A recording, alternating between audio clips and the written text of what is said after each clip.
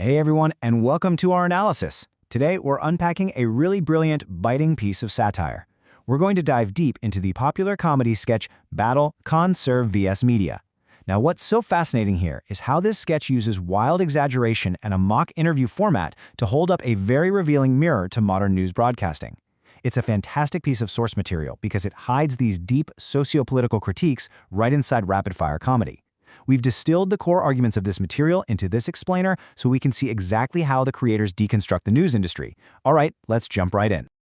We're starting right in the deep end with this utterly ridiculous argument from the sketch's fictional reporter Conchana. In the sketch, she literally accuses the educator, Con Sir, of ruining the country's population control efforts. And why? Well, because he provides affordable health care, which means poor people are surviving instead of dying off. I mean, it is undeniably dark, it's completely absurd, and honestly, it's hilarious. But it perfectly sets the tone for our analysis today. We're going to unpack exactly how this kind of over-the-top comedy is used to expose the hidden and sometimes super uncomfortable truths about how sensationalist media operates. All right, part one, the satire meets reality, deconstructing the setup. So right off the bat, this skit establishes this stark, wild contrast. On one side, you have the media hurling manufactured outrage, things like Arms Act violations, attempted murder, and a massive 2 crore rupee defamation suit. It's loud, it's aggressive, and it is entirely designed to shock the viewer.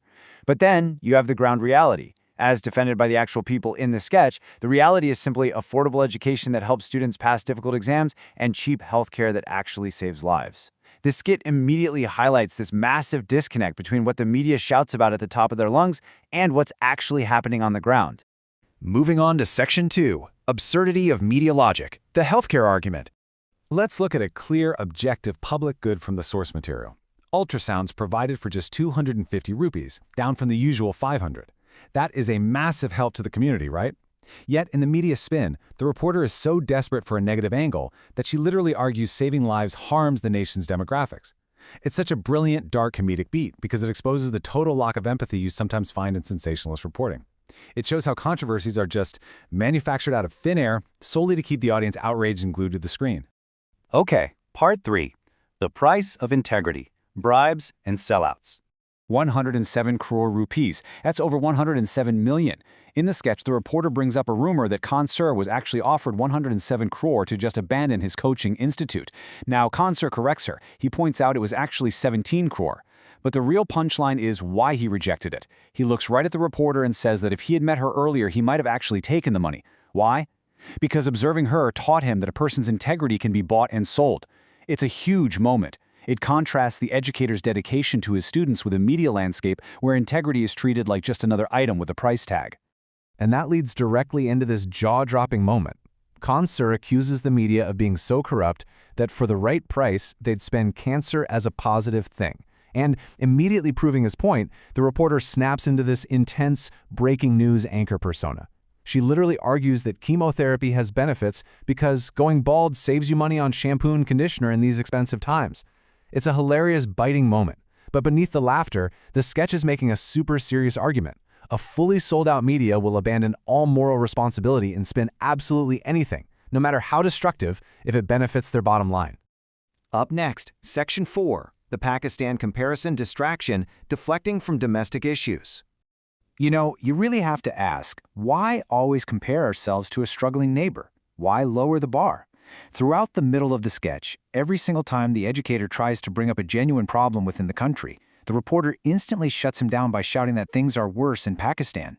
The skit uses this recurring joke to address a very real media habit, lowering the standard of comparison entirely to avoid analyzing our own domestic failures. Because here is exactly what gets buried by that tactic. Con Sir desperately tries to talk about rising inflation, severe youth unemployment, and major cracks in the education system. These are real, everyday issues affecting millions of people. Yet in the sketch, he is constantly interrupted. The source material is pointing out that by keeping the audience hyper-focused on a struggling neighbor, the media acts as a giant shield, preventing any meaningful conversation about the very real problems happening right at home. And Khan-sir finally snaps back with this rock-solid logical counterargument. He states that comparing yourself to a beggar just to feel like a king isn't an achievement. If the media truly wants to measure national progress, they should be comparing the country to highly developed, successful nations like Germany or Japan. It's a really powerful moment in our analysis because it directly challenges the viewer to demand higher standards, not just from their country, but from the news networks that cover it. This brings us to Section 5. Ignoring real national issues, the climax. The tone of the sketch shifts dramatically right here as Khan-sir passionately lists these heavy, real-world crises. He talks about students being driven to suicide because of corrupt exam paper leaks. He brings up the ongoing tragic violence in Manipur. He points out the deadly public health crisis of food adulteration. The skit intentionally shatters its own satirical, funny illusion in this moment to demand the viewer's attention. It's saying, look, these are massive, life-or-death emergencies happening in the real world, right now.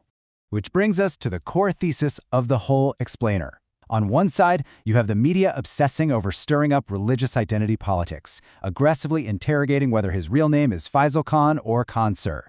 It's a totally manufactured debate designed to divide people.